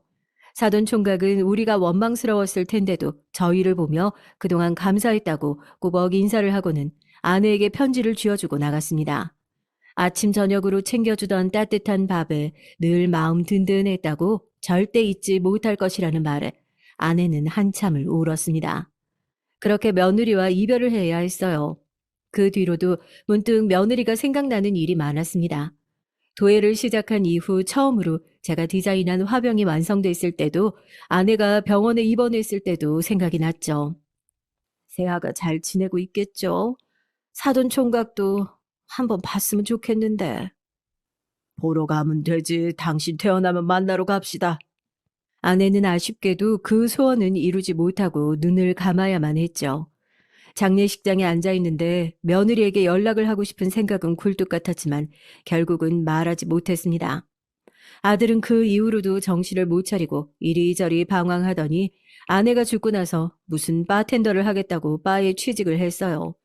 어떤 일이든 시작이라도 하는 것이 어딘가 싶은 마음으로 가만히 지켜봤죠. 저와 아들만 남은 큰 집으로 첫째 딸아이가 이사를 왔습니다. 큰 사위가 해외로 5년간 출장을 가게 되면서 아이들 학교 문제로 따라가지 못하고 그냥 한국에 남아있게 됐거든요. 덕분에 조용해진 집안이 한동안 아이들 소리로 채워졌죠. 그렇게 며느리와 헤어진 지 10년의 시간이 지났습니다. 며느리는 다시 만난 것은 우연이었어요. 도예 공방에서 나름 자리도 잡고 제게 디자인을 문의해오는 경우도 생기면서 말 그대로 제2의 인생을 살고 있는 어느 날이었죠. 오랜만에 공방 식구들과 멀리 점심을 먹으러 나왔다가 며느리를 만났습니다. 며느리 역시 점심을 먹고 나오는 길이었죠. 저를 본 며느리는 깜짝 놀라는 얼굴과 함께 잠시 망설이는 것이 보였습니다. 저는 먼저 손을 번쩍 들어 반갑게 인사를 했죠. 며느리는 화사하게 웃으며 제게 다가왔습니다. 아버님, 여기는 어떻게 오셨어요? 그동안 잘 지내셨어요? 점심 먹으러 왔지. 너는 그래, 잘 지내고 있니? 여기 근처 병원이야? 네, 바로 위에 있는 병원이에요. 도예는 계속 하고 계시죠? 어머님은 잘 계시죠? 저는 빙그레 웃으며 아내가 병으로 세상을 떠났다고 말했어요.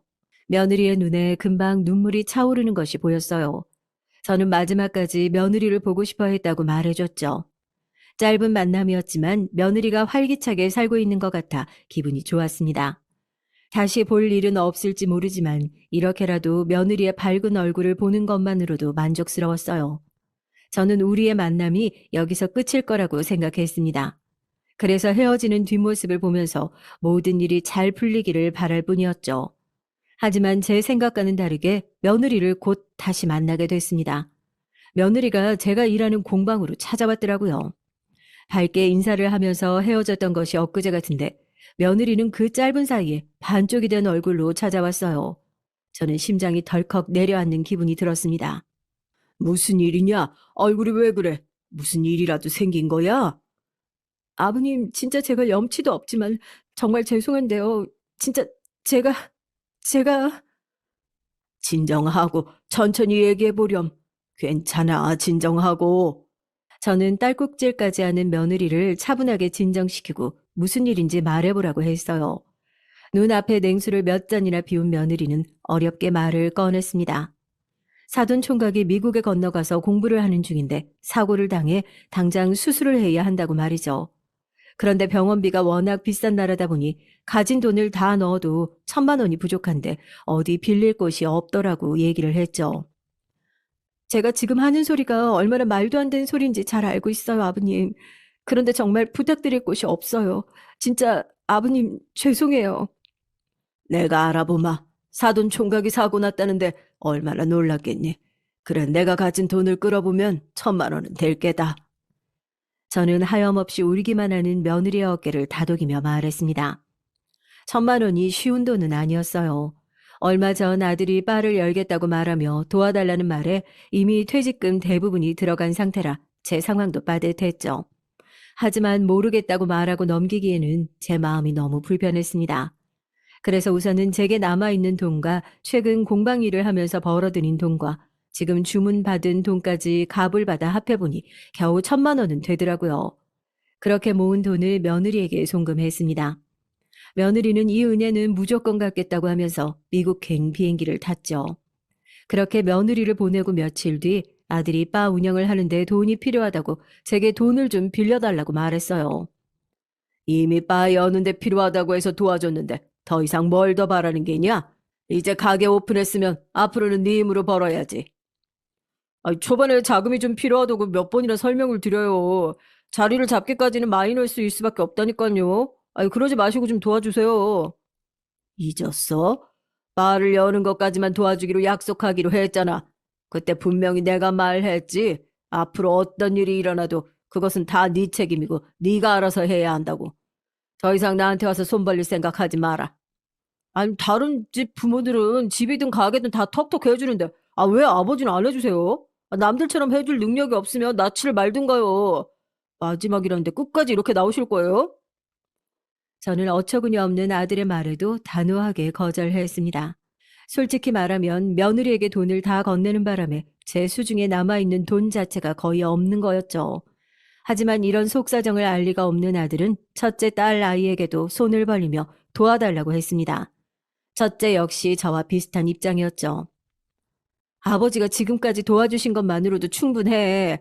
아버지가 무슨 큰 죄를 지셨다고 너한테 이리저리 끌려다녀야 하는 거야? 그 정도 아버지 등골 빼먹었으면 이제 정신 좀 차려.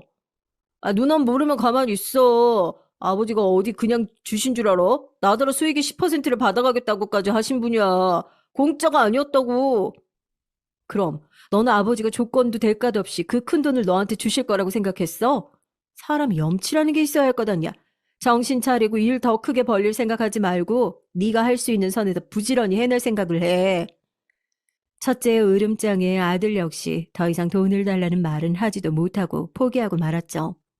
저는 내심 다행이라 생각이 들면서 며느리는 미국에 잘 도착은 했는지 사돈 총각의 수술은 안전하게 잘 끝이 났는지 걱정이 됐습니다. 그 뒤로 소식이 끊긴 것이나 다름없었거든요. 미국까지 건너간 상황이라 정신은 없으리라 생각은 되지만 그래도 연락이 없으니 씁쓸하긴 하더군요. 그 와중에 문제가 터지고 말았습니다. 아들이 며느리에게 돈을 준 것을 알아버렸거든요. 아버지, 지금 제정신이세요? 아니, 1,000만 원이 얼마나 큰 돈인데 그 돈을 덜컥 남한테, 그것도 이미 남남이 된 지 오래된 사람한테 빌려주실 생각을 하세요. 저한테는 그렇게 차용증까지 우겨가며 쓰시더니 그 여자한테는 그냥 빌려주셨다고요? 아버지 제정신이세요? 새아가가 너 같은 놈이랑 어디 같은 줄 알아? 그리고 내 돈이야. 내가 피땀 흘려가면서 벌어들인 내 돈이라고. 내 돈을 내가 알아서 하겠다는데 네가 뭔데 이래라 저래라야. 그래서 그 여자한테 연락은 받으셨어요? 아무것도 없죠? 지금까지 잠잠한 것 보세요. 아버지는 사기당하신 거예요. 그 말을 진짜 믿으셨던 거예요? 세아가에 대해서는 네 놈보다는 내가 더 잘 알게다. 그럴 사람 아니니 걱정 말고 네 일이나 제대로 해. 설사 내가 세아가에게 돈을 빌려주지 않았다고 할지라도 나는 너한테는 땡전 한 푼 줄 수 없으니까. 아들과 제가 언성을 높여가며 싸우는 소리에 첫째 딸도 모든 상황을 알게 됐습니다. 첫째 딸 역시 제가 너무 무모했다고 말하더군요. 이미 끊어진 인연이나 다름없는데 갑자기 찾아와서 돈을 1,000만 원이나 빌려달라고 한 것도 이상하고 빌려주고 난 뒤에 연락이 끊어진 것은 더 이상하다고 말이죠. 저는 미국에서 사고를 수습하는 중이니 당연히 연락이 되지 않는 것이라고 말했지만 자식들은 생각이 달랐습니다. 끝까지 제가 사기를 당했을 가능성에 대해 주장했죠. 특히 아들은 제가 사기를 당했다며 경찰에 신고를 해야 한다고 우기기도 했습니다. 하지만 저는 끝까지 며느리를 두둔하며 그럴 리 없다고 말했죠. 덕분에 아들과 제 사이는 더 이상 나빠질 것도 없을 만큼 최악이 돼버렸어요. 첫째 딸마저도 제가 너무 성급했다고 말하면서 사기의 가능성에 더 무게를 두고 있었던 터라 덩달아 소원해질 수밖에 없었죠. 시간이 흘러 달이 바뀌고 해가 바뀌자 가족들은 제가 사기를 당한 것이 확실하다는 반응이었습니다. 그리고 늦었지만 지금이라도 신고를 해야 한다고 했죠. 하지만 제 생각에는 변함이 없었습니다. 1,000만 원이에요. 1,000원이 아니라 1,000만 원. 아니 그렇게 큰 돈을 사기당하셨는데 신고를 하지 않겠다니. 말이 되는 소리로 하세요. 네 놈이랑 헤어지면서 위자료라고는 한 푼도 안 받고 나갔다. 됐어. 위자료 줬다 생각할란다. 아니 자기 자식 하나 챙기지 못한 사람한테 위자료는 무슨. 그때 아이만 제대로 지켰어도 우리가 이렇게까지는 안 됐다고요. 이놈이 아직도 그런 무식한 소리를. 그런 일은 누구의 잘못도 아니라고 몇 번을 더 말해야 알아. 내가 그런 말 입에 올리면 다리를 확 분질러 버린다고 했지. 아들은 어떻게 끝까지 자신의 편이 아닌 며느리의 편을 들 수 있느냐고 화를 냈답니다. 안 그래도 좋지 않았던 사이는 더 벌어져 이제는 남보다 못한 사이가 돼버렸어요. 아들은 결국 가게에서 지내겠다며 짐을 싸서 나가버렸습니다. 큰 집에 덩그러니 혼자 남게 되니 여간 쓸쓸한 것이 아니더군요. 저는 집을 처분하고 근처 작은 아파트로 옮기기로 결정했습니다. 집을 처분한 돈으로는 다니던 공방 옆에 제 작업실을 따로 만들었죠. 그리고 그곳에서 묵묵하게 주문받은 일들을 하면서 살았습니다. 딸아이들은 고맙게도 돌아가며 제가 살고 있는 곳을 찾아와 반찬이며 청소며 도와주었어요. 아들은 코빼기도 보이지 않았죠. 가끔 첫째 딸이 아들의 소식을 전해주기는 했어요. 바를 운영하는 것이 쉬운 일이 아니다 보니 고전하고 있다고요. 장사가 어디 쉬운 일이겠어요. 부지런하게 움직여본 적이 없는 녀석이 가게를 한다고 했을 때부터 이상하다 싶더니만. 그래서 그냥 제가 더 늦기 전에 정리하고 다른 기술 배우던가 하라고 했어요. 얌전히 그러겠다고 하디? 절대 그럴 녀석이 아닌데. 자기도 이젠 지쳤는지 가게 정리할 모양이긴 하더라고요. 저는 첫째 딸의 말에 고개를 끄덕이며 한숨을 내쉬었죠. 그렇게 시간이 흐르는 동안 저는 며느리에게 돈을 빌려주었다는 사실을 점차 머릿속에서 지워가며 살았어요. 아들에게 말 한 대로 위자료를 주었다 생각하고 있었거든요. 그런데 어느 날 공방으로 출근을 했는데 제 스승이자 동업자기도 한 공방 사장이 한박 웃음을 지으며 저를 반겼습니다. 선생님, 아유, 진짜 좋은 소식이에요. 선생님께서 이전에 디자인하셨던 스탠드, 그거 대량으로 만들어 달라고 주문이 들어왔어요. 이렇게 큰 건수는 진짜 오랜만이네요. 돈도 기존 가격의 2배를 쳐주겠다고 하고, 기한도 엄청 넉넉하게 줬어요. 예? 아이, 그렇게 좋은 계약 조건으로 하겠다고 하던가요? 아, 누가요? 사장은 IT 계열의 회사 대표라고 하시면서 직원들에게 창립 기념일에 나눠줄 생각이라고 하면서 디자인을 엄청 마음에 들어 하더라고 말했죠. 저는 IT 회사 대표가 저를 어떻게 알아서 주문을 넣은 것인지 의아하면서도 기분이 좋았습니다.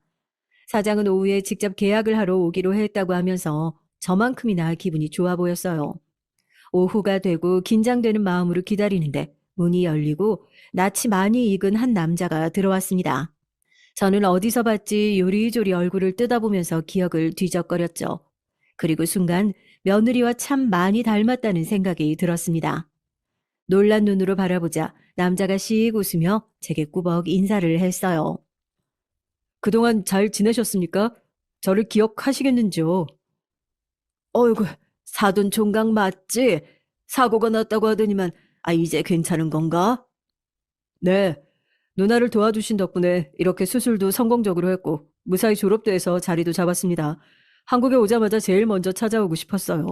정말 목숨을 구해주셔서 감사드립니다. 누나는, 세아가는 어디 있고 왜 혼자 왔어? 저는 가장 궁금했던 며느리의 안부부터 물었습니다. 사돈 총각은 아직 미국에 있다고 하면서 자신이 먼저 귀국을 하게 됐다고 말했죠. 저는 혹시 무슨 안 좋은 일이라도 있는지 걱정이 되더군요. 사돈 총각은 그런 제 마음을 알았는지 출산한 지 얼마 되지 않은 상황이라 당장 어린 조카와 함께 비행기를 탈 수 없다고 했습니다. 저는 며느리가 결혼을 했다는 소리에 반가운 마음이 들면서도 이제 새아가라는 호칭도 넣어둬야 하겠구나 싶은 생각에 마음 한구석이 아쉽기도 했어요. 누나가 엄청 보고 싶어 했어요. 제가 이렇게 무사한 것도 누나가 새로 인연을 만난 것도 그때 다 도와주신 덕분이라고 하면서요. 정말 그때 감사했습니다. 늦었지만 그때 도와주신 은혜 갚으러 왔습니다. 은혜는 무슨 그런 말 하지 말아요. 내 자식이 한 짓이 있는데 내가 더 해주고 싶어도 못 해준 게 미안할 뿐이지. 그런 말씀 마세요. 남이나 다름없는 이혼한 며느리한테 그렇게 큰 돈 빌려주시는 일이 어디 쉽습니까? 정말 감사드립니다. 누나를 대신해서 제가 이렇게 큰 절 올립니다. 사돈 총각은 그대로 큰 절을 제게 했어요. 고급 정장이 어떻게 되든 상관없다는 듯 말이죠. 저는 허둥대며 괜찮다고 사돈 총각을 일으켜 세웠죠. 탁자에 앉아 정식으로 주문서를 작성하는 동안 사돈 총각은 그동안 어떻게 지냈는지에 대해 자세하게 알려줬습니다.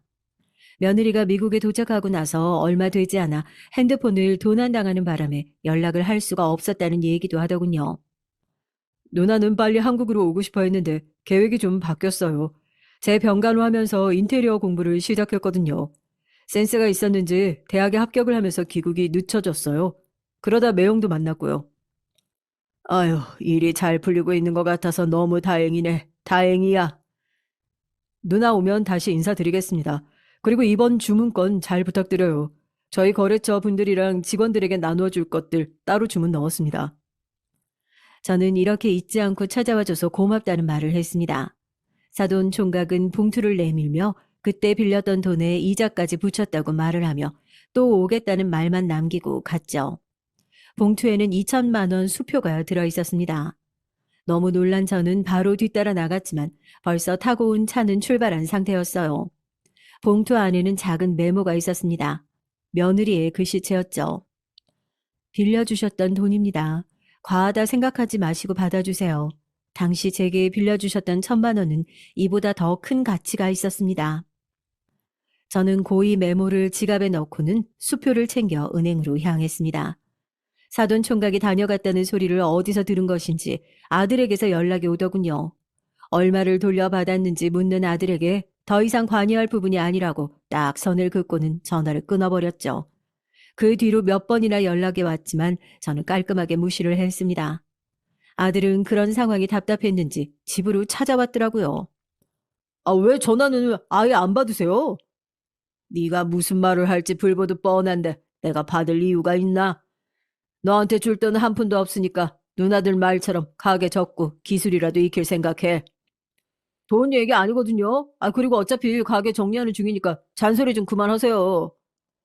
벌써 가게를 정리 중에 있다는 말에 저는 의외다 싶었습니다. 첫째 딸이 그렇게 말은 했지만 그래도 고집부릴 줄 알았거든요.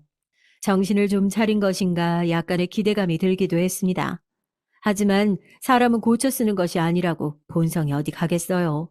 그 오랜 시간 동안 고쳐지지 않은 품성이 그렇게 단번에 달라질 리가 없었죠. 아들은 사돈 총각에 대해 묻기 시작했습니다. 천암 IT 대표라면서요? 어느 회사래요? 아, 돈 많이 벌었대요? 아, 사업은 어떻게 확장할 생각으로 한국 왔다고 해요? 내가 그런 것까지 물어볼 이유가 뭐가 있겠니? 당시에 빌려준 돈으로 수술 잘했다고 인사하고 간 사람한테. 그리고 설사 내가 물었다 치더라도 너하고 무슨 상관이 있다고 궁금해하는 거냐? 아, 왜 상관이 없어요? 천안 매형 사이였는데 우리 집에서 학교 다니면서 밥 얻어먹은 값은 해야죠. 뭐? 천안 매형? 너는 내가 세아가한테 돈 빌려줬다고 했을 때 뭐라고 했냐? 남남이 된 지가 언젠데 그런 사람한테 돈을 빌려주냐고 했어, 안 했어? 그랬으면서 이제 와서 천암 매형? 저는 아들의 못된 생각이 뻔히 보여 버럭 화를 냈습니다. 물론 제 화가 아들에게 아무런 영향을 주지 않는다는 것도 너무 잘 알았지만 그냥 넘어갈 수 없었죠. 저는 아들에게 사돈 총각은 물론 며느리에게 연락할 생각은 조금도 하지 말라고 경고를 했습니다. 이미 결혼해서 잘 살고 있는 집 관련도 없는 사람이 나서서 왈가왈부할 상황이 아니라고 말이죠. 하지만 아들은 사돈 총각이 회사 대표라는 사실에 이미 혹한 상태여서 소용이 없었어요. 아버지도 생각을 좀 해보세요. 어머니가 어지간 하셨어요. 야식에 아침밥에 주말에는 도시락까지 그렇게 애를 쓰셨는데 그 대가는 받아야죠. 네 어머니가 그런 대가 바라고 한 일인 줄 알아? 그리고 설사 대가를 그쪽에서 치른다고 해도 네가 왜 나서서 난리냐? 아, 외기는요, 제가 아들이잖아요. 어머니도 돌아가셨는데. 아니, 그럼 제가 저는 결국 참지 못하고 손에 들고 있던 냉수를 아들의 얼굴에 부어버렸습니다. 갑자기 쏟아진 찬물에 아들은 펄쩍 뛰며 무슨 짓이냐고 소리를 질렀어요. 저는 냉정하게 아들을 바라보면서 두 번 다시 내 눈에 띄지 말라고 호통을 쳤죠. 아버지는 항상 제 편을 안 들어주시는군요. 어떻게 사사건건 반대만 할 수 있으세요? 진짜 제가 아들이기는 해요. 가게 결국 다 정리해서 제 손에 남는 것도 없는데 이렇게라도 기회를 잡아야 제기라도 할 것 아니에요.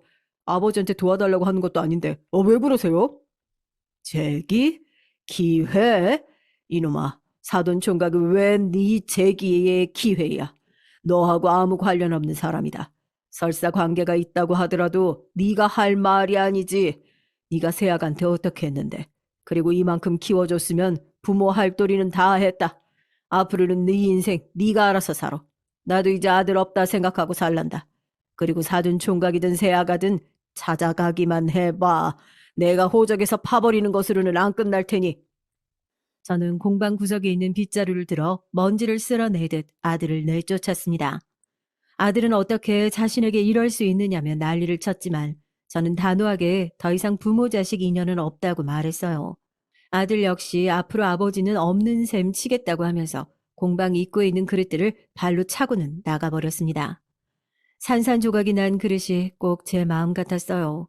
저는 눈물을 삼키며 그릇을 조심스럽게 쓸어 담았습니다. 아들은 그 길로 누나들을 찾아가 하소연을 했는지 딸아이들이 줄줄이 전화가 오더군요. 아무리 그래도 부모 자식 인연을 끊겠다고 하는 것은 너무한 것 같다는 반응이었습니다. 저는 오늘 아들 녀석이 제게 했던 말을 그대로 전하면서 제 결정에는 변함이 없다고 확실하게 말했어요. 딸아이들은 어떻게 그럴 수가 있느냐고 기함을 토했고요. 저는 앞으로 아들에 관한 얘기는 제게 전할 필요가 없다고 못을 박았답니다. 그로부터 몇 달 후 드디어 며느리가 공방으로 찾아왔어요. 한국에 들어오자마자 왔다고 말하며 저를 보자마자 눈물을 보이며 일찍 찾아오지 못해 죄송하다고 말했죠. 오랜만에 다시 만난 며느리의 모습은 많이 달라져 있었습니다. 얼굴에 훨씬 생기가 돌고 있었죠. 저는 며느리의 손을 꼭 잡고는 그런 것은 전혀 신경 쓰지 않는다고 말하며 자리를 권했습니다. 오래전 저를 찾아와 1,000만 원을 빌려달라고 말했던 그날과 같은 자리에 앉아 마주 본 저와 며느리는 괜히 그때의 일이 떠올라 웃음이 터졌죠. 동생한테 들으셨겠지만 이번에 남편이 한국으로 사업을 확장하면서 저도 함께 하기로 했어요. 그래서 말인데요. 아버님, 제가 인테리어 하는 집에 아버님이 소품들을 만들어 주셨으면 좋겠어요. 아버님 건강만 괜찮으시면 말이에요. 아니, 들어보니 남편이 유명 건축가라고 하던데. 그러면 이름 있는 작가들 작품을 넣는 게 낫지 않겠니? 제 눈에는 아버님이 만들어주시는 소품들이 그 어떤 작가들보다 뛰어난걸요? 그리고 아버님께서 겸손하신 거예요. 디자인도 그렇고 색도 그렇고 어느 누가 이렇게 만들 수 있겠어요. 충분히 하실 수 있어요, 아버님. 며느리의 말을 듣고 있으니 뭔가 할 수 있겠다는 자신감이 생기더군요. 며느리가 인테리어 한 집 안에 제 작품을 곳곳에 배치할 수 있는 기회는 제 인생을 뒤흔들 만한 사건이기도 했습니다. 저를 알아봐주고 제 디자인을 높이 평가해주는 사람들이 늘어나기 시작한 것이죠. 제가 있는 공방으로 찾아와 주문하는 분들도 계셨고 며느리와 같은 일에 종사하는 사람들이 대량으로 주문하는 일도 있었답니다. 심지어 제 이름을 건 전시회도 할 수 있었죠. 하지만 제가 정말 기뻤던 것은 다른 이유 때문이었습니다. 며느리는 그 이후에도 몇 번이나 저를 찾아왔어요. 남편과 아들까지 데려와 인사를 했고요. 저보다 머리 하나는 더 큰 외국인이 허리를 숙이며 아버님이라고 부르는데 기분이 묘하더라고요.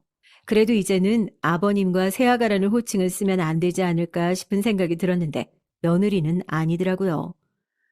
아버님이 불러주시는 새아가 소리가 얼마나 좋은지 모르실 거예요. 이 사람도 다 알아요. 아버님과 제 관계. 괜찮다고 했고 오히려 이 사람은 아버님이 제 친정 아버님이라고 생각하겠다고 할 정도인걸요. 저는 그 말에 인연이 모두 끝났다고 생각했는데 새로 가족이 생긴 기분이 들었죠. 지금 이렇게 사연을 쓰는 지금까지도 며느리와는 꾸준히 연락을 주고받는 중이랍니다. 얼마 전에 사돈 총각이 결혼할 사람이라고 소개도 시켜주더군요. 그 자리에서 아버지 같은 사람이라고 말하는데 괜히 눈물도 날 뻔했습니다. 저 어려운 부탁인 줄은 알지만 당일 부모님 자리에 앉아주실 수 있을까요? 아이고, 그런 중요한 자리를 나한테 부탁해도 되는 거야? 아버님 아니면 그 자리에 누가 앉겠어요. 그러지 말고 꼭 오셔서 축복해 주세요. 저는 기꺼이 그 자리에 함께 하겠다고 약속을 했습니다. 아들 하나를 새로 얻었다 생각하기로 했죠. 어제는 사돈 총각의 결혼식이었습니다. 식장으로 들어가는 사돈 총각을 보는데 아들 생각이 나더군요. 이제는 누나들과도 연락을 끊고 잠수를 타버려 어떻게 지내는지도 모르지만 부디 더 이상은 남 탓하지 말고 스스로를 돌아보며 자신의 힘으로 인생을 살아가기를 기도할 뿐입니다.